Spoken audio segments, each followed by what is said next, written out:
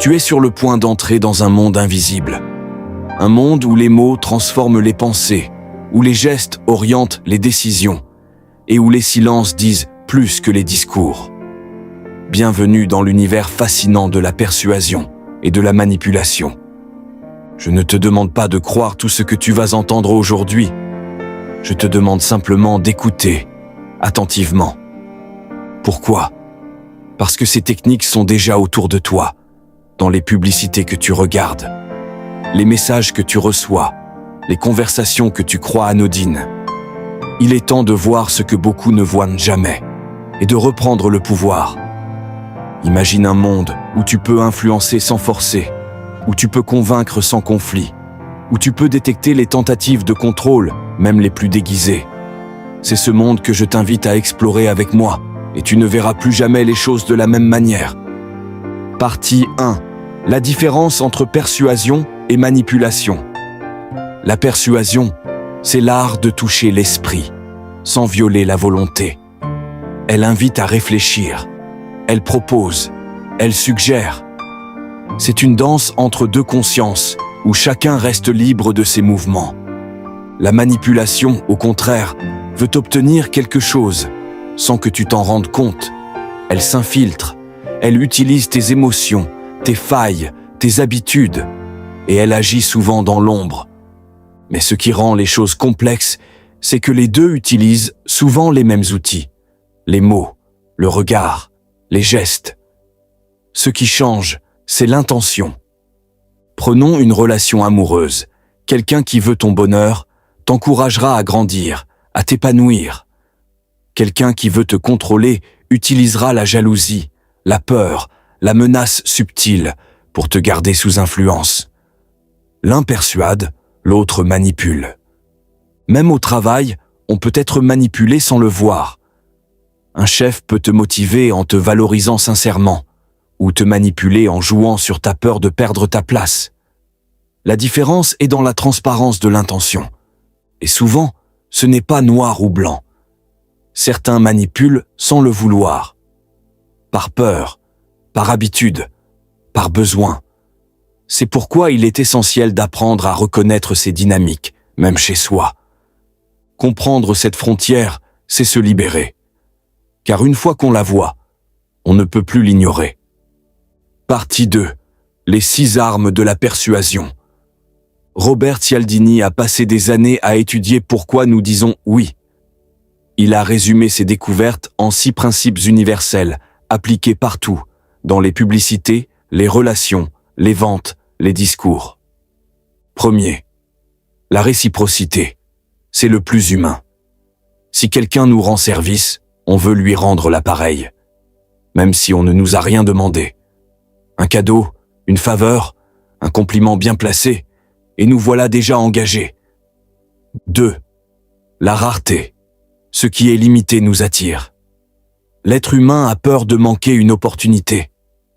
C'est pour ça que les marques utilisent plus que 2 en stock ou jusqu'à minuit seulement. Le sentiment d'urgence court-circuite la réflexion. 3. La preuve sociale. Quand on doute, on suit les autres. Si un restaurant est plein, on pense qu'il est bon. Si un produit a 5000 avis positifs, on lui fait confiance. C'est un réflexe collectif ancré dans notre besoin d'appartenance. 4. L'autorité. L'être humain accorde du crédit à ceux qui semblent savoir. Un costume, une blouse blanche, un ton sûr de lui, suffisent à nous influencer, même si le fond est vide. C'est l'apparence qui séduit avant l'argument. 5. La cohérence. On veut être fidèle à nos engagements, même petits. Un oui écrit, un accord verbal, un engagement public. Tout cela augmente la probabilité qu'on suive jusqu'au bout. Parce que changer d'avis nous met mal à l'aise. 6. L'affection. On dit oui aux gens qu'on aime ou qu'on trouve sympathiques. C'est pour cela que les vendeurs cherchent à créer un lien, à partager une anecdote commune, à rire avec toi. Ce lien fausse ton jugement. Ces principes ne sont pas mauvais en soi. Tout dépend de l'usage qu'on en fait. Utilisés pour convaincre avec respect, ils sont puissants. Utilisés pour manipuler, ils peuvent devenir dangereux. Et surtout, maintenant que tu les connais, tu peux les reconnaître et décider en pleine conscience si tu veux dire oui ou non. Partie 3. Techniques de manipulation discrète.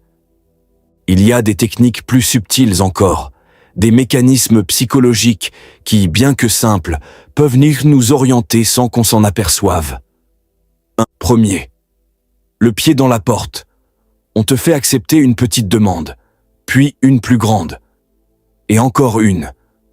Ce mécanisme repose sur ton besoin de cohérence. C'est lent, progressif et très efficace. Tu ne t'en rends compte que quand tu es allé trop loin. 2. La porte au nez. On te demande d'abord quelque chose de trop grand, tu refuses. Puis on reformule avec une demande plus raisonnable. En comparaison, elle semble douce, acceptable, mais c'était elle, la vraie demande dès le départ. 3. Le leurre.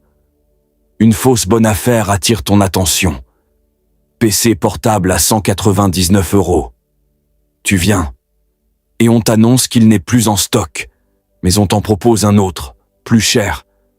Et tu acceptes, parce que ton cerveau est déjà engagé. 4. La dissonance cognitive.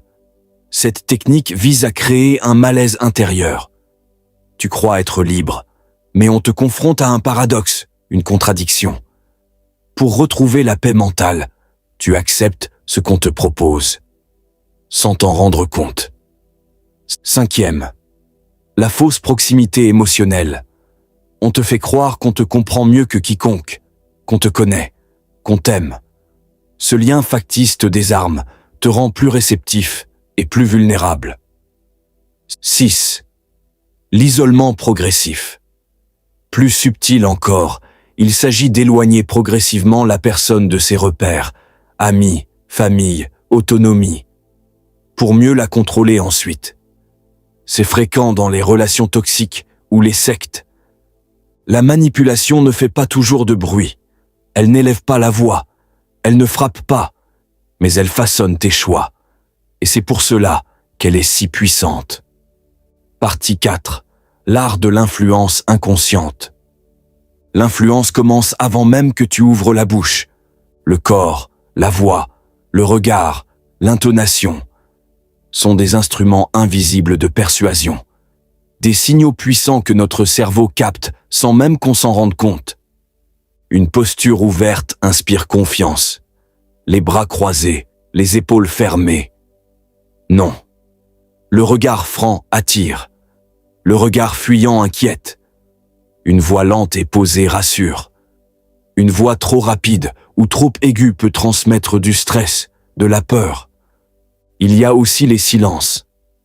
Oui, le silence peut être une forme d'influence. Un silence au bon moment crée de l'attention, de l'attente, du respect. Mais l'influence inconsciente passe aussi par le cadre. Si tu maîtrises le lieu, l'ambiance, les symboles, tu maîtrises l'état émotionnel de ton interlocuteur. Les lieux éclairés, chaleureux, familiers, détendent. Les lieux froids, officiels, fermés, impressionnent. Enfin, il y a les suggestions indirectes. Par exemple, plutôt que dire « tu devrais signer ce contrat », tu peux dire « beaucoup choisissent de le signer après avoir pris le temps d'y réfléchir ». Tu ne donnes pas d'ordre. Tu ouvres une direction, que l'autre empruntera de lui-même. Influencer sans imposer, c'est un art. Et comme tout art, il demande de la conscience, de la pratique et de l'éthique. Partie 5. Apprendre à se défendre. Savoir détecter la manipulation, c'est reprendre le pouvoir sur sa propre vie. Ce n'est pas être paranoïaque, c'est être lucide. Premier, observe les émotions qu'on déclenche en toi. Si tu sens une pression soudaine, une culpabilité soudaine, un doute profond, interroge-toi. Est-ce que cette émotion t'appartient vraiment? 2. Prends du recul. Même quelques secondes suffisent. Respire. Demande un temps de réflexion. Les manipulateurs détestent qu'on leur retire la vitesse, car c'est souvent leur arme principale. Terzo, ose dire non, même sans justification. Tu n'as pas à tout expliquer. Non est une phrase complète. Et plus tu l'assumes, plus tu redeviens maître de tes choix. 4e, connais ta valeur. Les manipulateurs s'attaquent souvent à ceux qui doutent d'eux. Cultive ton estime. Pose tes limites. Et protège ton énergie. 5e, entraîne-toi à reconnaître les schémas. Plus tu vois clair, plus tu es libre.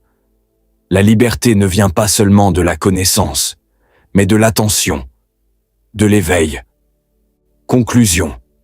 Tu viens de découvrir les coulisses de l'influence humaine, ce qui fait dire oui, ce qui fait hésiter, ce qui pousse à agir ou à obéir.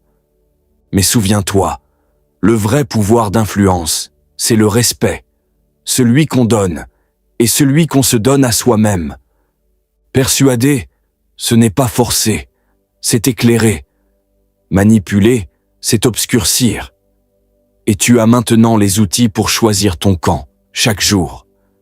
Si ce contenu t'a ouvert les yeux, pense à t'abonner, à partager et à commenter ce que toi tu as vécu ou reconnu. Et surtout, reste éveillé. Parce que ce que tu comprends ne pourra plus jamais te contrôler.